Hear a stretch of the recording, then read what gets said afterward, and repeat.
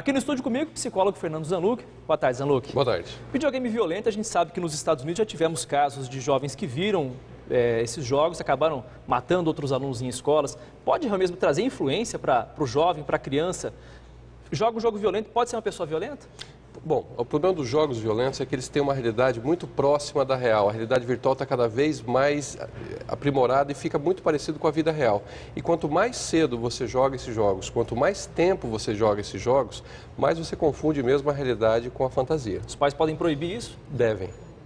Assim, esses jogos têm faixa etária e os pais são os maiores responsáveis pelos filhos terem acesso a esses jogos antes da faixa etária correspondente. Não se trata da criança ter conhecimento, habilidade física ou intelectual para jogar. É maturidade emocional para distinguir o que é a realidade e o que é a fantasia. Vou ficar bem atento a isso. Bom, e já se foi o tempo em que o videogame era o único que concentrava todas as atenções das crianças e dos jovens em casa. Hoje existem concorrentes de peso, os tablets e os smartphones. Só que existe um meio termo. O repórter Roberto De Angeli mostra o exemplo de uma família que encontrou uma forma de fazer isso. Nas mãos de Maria Laura, 15 anos, e de Lívia, 12, os companheiros quase inseparáveis. Tablets e celulares vinham tomando tempo demais no dia a dia dessas adolescentes. A gente mexia todos os dias, depois do almoço e de noite. Eu jogo mais do que mexer no celular, porque... Eu não sei porquê, né? Mas eu perdi o tempo, perdi a hora do tanto que eu mexia, me perdi no tempo. O uso excessivo dos aparelhos para conversas e jogos também foi percebido pelos pais. O foco estava um pouco dispersado, assim, então era muita necessidade do celular, muita necessidade de ficar conversando com os amigos o tempo inteiro, durante a semana, se atrapalhava às vezes nos estudos. A gente chegava e assistia uma televisão à noite, elas estavam no celular. A gente chegava, almoçava junto, acabava de almoçar, eles tinham um horário, depois do almoço, ficava um pouquinho, a hora que a gente via, eles não soltavam o celular ou o tablet. A solução veio do diálogo. A família decidiu fixar algumas regras para reduzir o tempo gasto com celulares e computadores. Nada foi imposto. As regras foram negociadas entre pais e filhas. A gente tirou esse horário de celular após o almoço, depois do almoço descansa e daí vão para as tarefas. E final de tarde, essa necessidade do celular de falar, então a gente libera para conversar um pouco com os amigos, mas não se estendendo tanto assim. E aos finais de semana também colocando um pouco mais de regras em questão dos horários. Mas não tirou de uma vez, a gente também foi tirando palativamente, devagarzinho, até acostumar, porque eles também tiveram que entender esse processo. A experiência vem dando certo. As adolescentes já se acostumaram com a nova rotina e até viram vantagens na decisão. Eu estou conseguindo ler um livro que antes eu não lia, assistir TV sem mexer no celular, um filme com a família. O resultado está sendo muito bom para mim, porque ele já está me influenciando a escrever, a ler e a jogar muito menos. Os pais também já começam a perceber os bons resultados do acordo com as filhas. Eles também já começaram a entender que tem que usar o celular, mas não o tempo inteiro. Isso começou a melhorar bastante, principalmente a interação deles com os colegas. Acho que o objetivo maior é um não isolamento.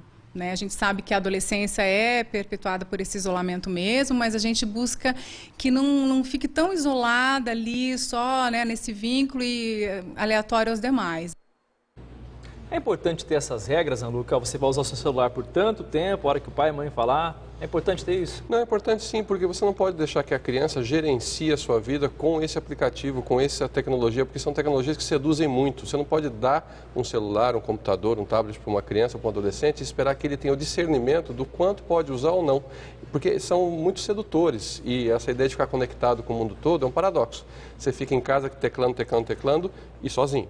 Agora, às vezes, tem pessoa que está conversando no próprio sofá, um conversando com o outro pelo celular, acaba não falando, né? Chamando o outro para jantar, não. Agora, tem jovem que se revolta com isso, não é tão simples assim. Esse trabalho nessa casa foi super tranquilo, mas tem jovem que fica bravo, você não aceita que o pai fale isso, né? Tem jovens que têm já uma dependência do aparelho, isso que é complicado, né? Ele se sente, assim, angustiado se ele está sem, é como se... E se alguém manda mensagem e eu não vejo? E se eu quero conversar com alguém e eu estou sem o celular? E se acaba a bateria? E eles ficam numa neurose, numa dependência até até emocional do aparelho. Agora eles acabam se isolando, eles acham que estão conectados ali por estar conversando no grupo com os amigos, mas eles acabam se isolando. Não, se isolam, porque aquele contato virtual nunca vai superar o contato humano real. É preciso entender que, inclusive no mundo virtual, você pode fazer coisas que você acha que são boas, que são legais, os avatares, que você vive outras vidas. Tem gente que gosta mais do avatar do que da vida real.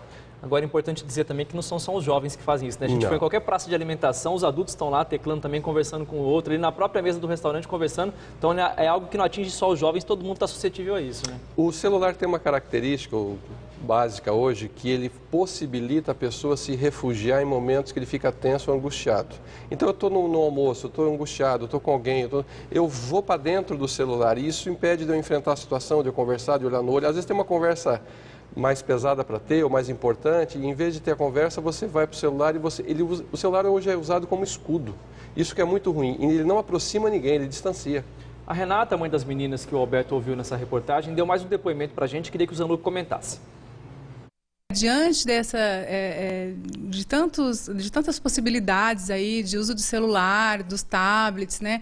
Além do que a gente está fazendo, como é que fica realmente essa dosagem? O que a gente poderia estar conversando mais com os filhos para que ficasse melhor, né? Uma relação deles virtualmente, mas conosco também. Para a conversa em família fluir melhor, para ter aquele momento do diálogo, o que tem que fazer?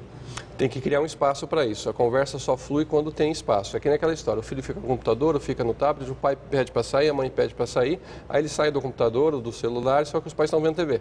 Outro erro que os pais cometem, e eu digo isso porque eu também erro, o meu filho é pequenininho, tem 1 ano e meio, ele almoça vendo um DVD ou um celular com aqueles desenhos que todo pai que tem filho pequeno sabe o que eu estou falando. É errado isso, Zanuck? Olha, tem estudos que falam assim, quanto mais cedo a criança tem acesso à tecnologia, o cérebro se acostuma com aquela característica. Mudança de imagem rápido, colorido, som, e o cérebro humano se adapta. Se for muito intenso, o que acontece? Quando a criança vai para a idade escolar, ela passou o tempo todo diante da TV, do videogame, do celular.